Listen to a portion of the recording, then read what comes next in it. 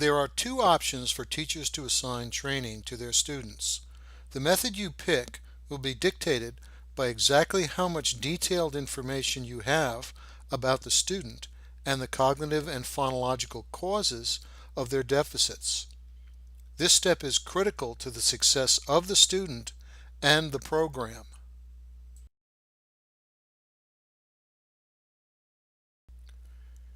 If a teacher is unsure of the exact causes of the student's deficits and weaknesses, it is strongly recommended that they assign the student the first game in each training area and let the student proceed through all the games, all areas, and portals automatically. This methodology ensures that there will be no areas of weakness at the end of training, which can prove to be very frustrating for the student and embarrassing for the teacher. Using this approach, the student may train skills that are not weak.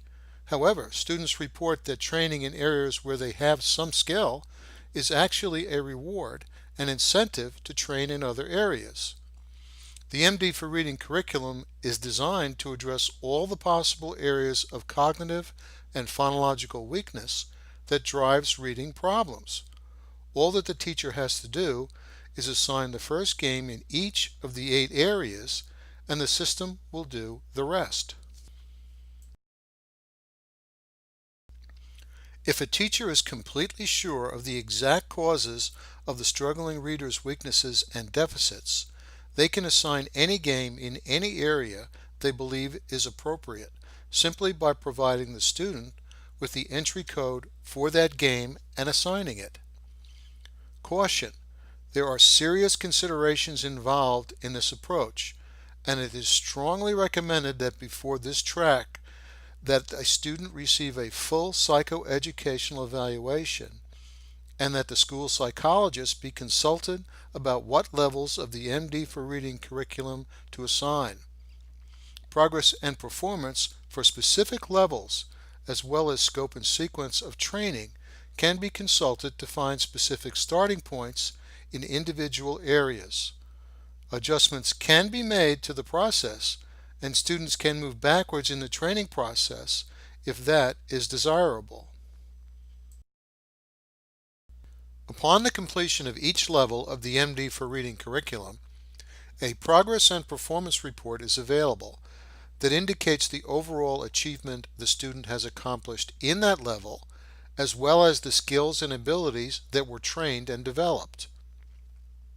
A listing of skills trained by area is also provided. This information is important for both teachers and student and is a valuable tool in engaging all stakeholders. At the end of each level of training in the MD4 Reading curriculum, a scope and sequence report is available to teachers. This report is broken into the following 4 areas: the cognitive and phonological training that has taken place, how that training aligns with Common Core standards, how that training aligns with the next generation science standards, and the total combined skills specific to each area of training. This report is a valuable tool for teachers to identify how the training taking place in the MD4 Reading curriculum relates to the teaching taking place in the classroom. The training taking place in the MD4 Reading curriculum is not limited to the classroom. Training can be accomplished both before or after school, assigned as homework, and it is desirable to continue training during vacations. Supplemental home services are required for parents to be able to access the MD4 Reading curriculum. The primary way that progress through the MD4 Reading curriculum is tracked is with the student codebook. This codebook can be kept by the teacher or by the student at the discretion of the teacher. The codebook is broken down according to the 8 areas of training and uses the codes that a student receives at the end of every game to track progress. The codebook can be either digital or hard copy. From this example, you can see that by using the entry codes for a specific game, it is simple to assign training for students. Either the teacher can let the student move through the matrix as designed, or the teacher can assign a specific exercise as they see fit. Caution should be exercised when assigning individual exercises, and specific knowledge of all the deficits and weaknesses a student has should be in place before attempting this approach, as it may lead to areas being skipped that may be beneficial to the student.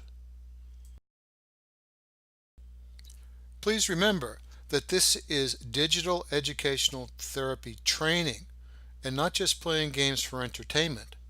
It is acceptable if this fact is lost on the student, but for teachers it's critical to understand that they are helping their struggling readers to build real cognitive and phonological skills with exercises designed specifically for that purpose. I'd like to thank you for taking the time to listen to this short presentation, and I hope you found it interesting. A great deal of elaboration and explanation will be required to gain a complete understanding of the MD4 Reading program, and everyone at EduGameStar stands ready to provide you with additional insight and information. I hope you will contact us for assistance.